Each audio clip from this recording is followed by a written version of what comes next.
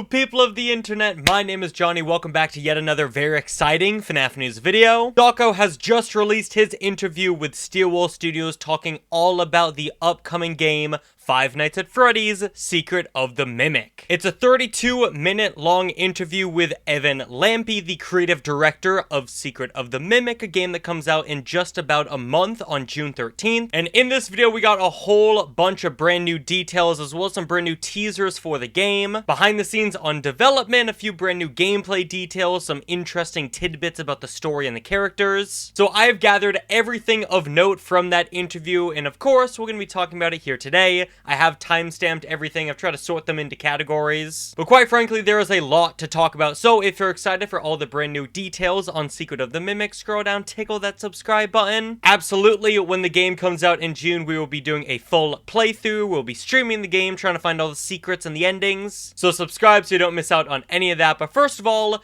let's start off with some development and inspirations for Secret of the Mimic. Because in the interview, Evan confirmed that Secret of the Mimic was in development during the release of the Tales from the Pizzaplex books, saying, quote, "It's interesting to work in dual mediums. Discussions first began for the game in early 2022, but they always kept it on the back burner. Steelwool then kept talking about the game while working on Ruin, which would explain the leave a hint here for Carnival, pending J-Top request secret that we saw in the files for Ruin. And also they were talking about it during Help Wanted 2, which again explains all of the carnival and fair imagery we see in those games. But then it wasn't until after the release of Help Wanted 2 that full active development began on Mimic, and now the game has been in development for about a year and a half. Evan has said that development for Secret of the Mimic has gone very smoothly, citing the game as one of Steelwool's better productions, a title that really pushes the boundaries of what the studio is capable of doing. He believes Secret of the Mimic is some of the best work Steelwool has ever made, saying that things are going really great and everyone at the company is working super hard as we're in the home stretch before release. The team is currently working on polishing and final playtesting for the game, with Deregular Sauce actually working as one of the playtesters. Apparently he's about halfway through the game and already he's saying it's his favorite Steelwool game ever, and according to Evan, Sauce hasn't even gotten to the coolest parts just yet. Everyone who's seen the game is very excited, including Scott. So to take a bit of a breather to process some of that information, wow, there's already a lot right there. Confirmation that the game was at least in talks while the Tales books were being released, and we're going to go into a bit more of how the game ties into the books later on. But also the fact that Sauce is a damn playtester for the game. How incredible is that? He already says it's his favorite Steelwool game ever. Everyone's super excited for the game to release. Scott seems really excited for fans to get their hands on the game as well. Apparently, development has gone pretty smoothly, so all around, seems like some pretty good development cycle for this game already. As for some more behind the scenes, Scott really early on sent Steelwool some key art of creepy hallways for the tone of the game, as well as various mascot costumes to include, such as the Mushroom and Jester. Not sure if they mean that Jester cutout we saw, or if they're talking about Jackie herself. Steelwool then drew inspiration from other FNaF games as well as where they wanted the story to go to flesh out the roster of mascot costumes, with Evan stating that it's not a Fazbear facility. Some of it's connected, but also some of it's not. With the FNaF games obviously being the biggest influence for Secret of the Mimic, Evan did also say that Alien Isolation was used as inspiration for the game for its retro futuristic technology, aesthetic, and gameplay. 70s and 80s horror films like The Shining and Texas Chainsaw Massacre were used for environments and tones. And also, practical VFX workshops like Jim Henson's and Tippett Studios were the biggest real-world inspirations. Evan specifically called out how those studios will make paths around the props and items that hoard all the rooms. And we see details just like that in the trailer, some shots where the rooms are just scattered, completely littered with props and suits. So I'd say some really good inspirations there. 70s, 80s horror films for the atmosphere, Alien Isolation for the aesthetic and gameplay. Like, that's a really good game to pull some influence from. But now let's move on to some more specific details about the game itself. Once again, going back to kind of the atmosphere and general feel for the game. Evan said that the tone for the game is darker, similar to Ruin. However, Secret of the Mimic is less linear than Ruin, and also, apparently, it's more claustrophobic. And then a topic that I personally have been wondering about is VR in flat mode. Evan confirmed the game will launch in flat mode for PC and PS5 on June 13th. However, VR mode will release sometime after launch. It will not be available at launch. They said it was very challenging to develop flat mode and VR at the same time for a multitude of reasons, and that the goal is to offer the best possible experience for the most number of players in the form of flat mode at launch. And actually, the reception of Help Wanted 2 was one of the factors that led to prioritizing flat mode over VR. Stillwell saw that a lot of FNaF fans, Evan called this out in the interview, FNaF fans said they wanted to play the game, but they didn't have a VR headset, because at the time, you could only play Help Wanted 2 in VR. So again, their goal is to have everyone experience it together on day one, and then move on to supporting the game via VR. Which, as much as it kind of sucks to get edged, you know, hey, it's coming in VR, and then turns out it's not going to be there on launch, I can absolutely respect it. I think this is the best outcome. Seems that Stillwell's finally learning to prioritize having the game available to as many people as possible on launch day, so hopefully they're gonna keep going with that moving forward. And then hopefully maybe down the line for future titles we can have flat mode and VR done at the same time for launch. And maybe in an ideal world, Xbox, Quest, even Switch 2, I guess, can also be available. Maybe not at launch, but hopefully a bit sooner after launch. But getting back to the game, apparently the entire blueprint of the costume manor can fit into Roxy Raceway. So a pretty compact area, and for Stillwell, it was all about the density of design. For the manor, there are multiple floors, secret passageways, as well as false hidden walls. So even though that space may seem small, being able to fit the entire costume manor into Roxy Raceway, there's going to be a lot of secrets in this manor. And as we just mentioned, Regular Sauce is a playtester. Evan said that right now he's about 6 hours into the game, roughly halfway through the game's main path that you take in the game. So it'll take a player roughly 8 to 10 hours for a single playthrough of the main path. And then Evan predicts for a full completionist run, that would take about 15 to 20 hours. So a full completionist run, that's likely getting all the collectibles.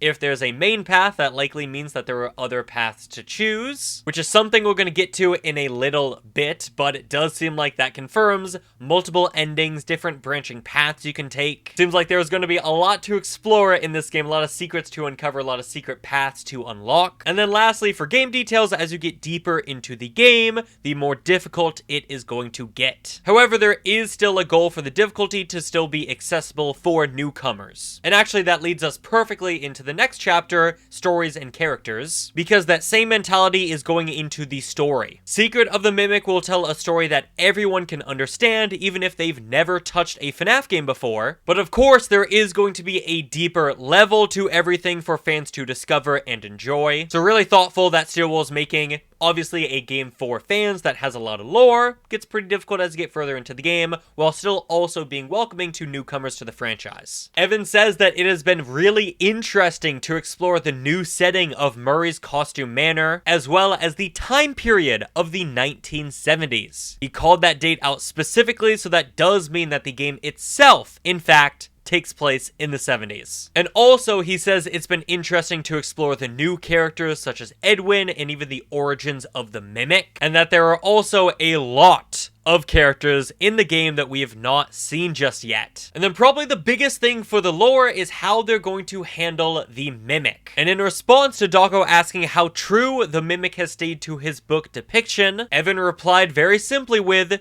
"If you've read the books, you don't know the full story." This was such a massive reply that even Stillwell tweeted it out themselves. So clearly, whatever we've learned from those books, whatever knowledge we have right now, that's not the full story. That is not exactly how things happened. Maybe we're missing details. Maybe we have details entirely wrong. Maybe the Mimic or Edwin is directly at fault for something that we thought maybe previously wasn't their fault, wasn't something they did. Maybe it's just going to be expanded upon details, or again, maybe something we already know right now simply isn't true. Honestly, this quote in particular, I would really love to know your thoughts on. Because clearly, again, we're going back to connecting the game with the book, but even when we're doing that, we're being told whatever we learned from the book isn't the full story, which is apparently the full story is going to be the game. So again, I'd love to know your thoughts and theories on this quote down in the comments down below. This game was apparently made for FNAF fans, and there is a lot of connections for us to find, with Evan saying that it's pretty fair to say that they are making Edwin's factory out to be its own separate thing,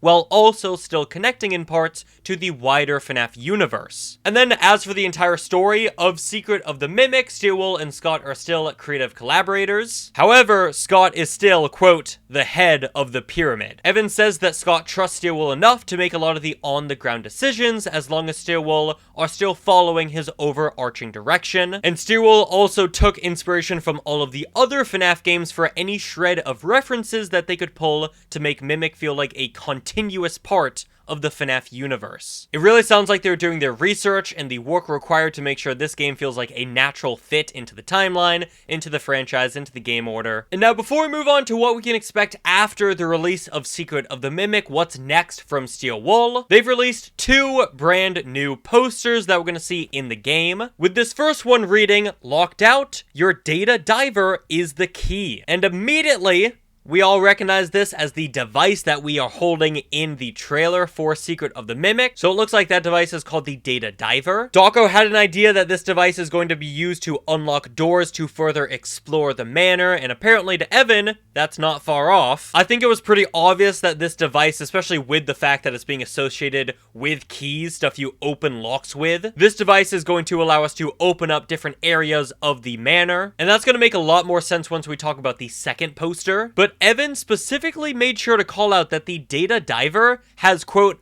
more than a passing resemblance to the Faz wrench from Ruin, and that detail was not unintentional. When we got that first gameplay trailer and we first saw this device, we all pretty much assumed this is an early prototype or some early iteration of the Faz wrench from Ruin. And I think with Evan saying that detail is pretty intentional, the fact that those 2 devices look similar, I think that pretty much confirms that theory. And I think this device is going to be the key to unlocking those alternate endings. Unlocking more areas, more difficult areas to get to. And that takes us into the second teaser, which is the Where Do You Belong teaser. Your Data Diver knows. And on the center of this poster, we have 6 different icons: Basic, Security, Repair, Creator, Admin, and Executive. And again, pretty instantly, FNAF fans are able to piece together that these icons are most likely the pretty much security passes that we had in Security Breach. Probably when we start out, we're going to be able to use the basic key on our Data Diver, which will allow us to open basic doors and go into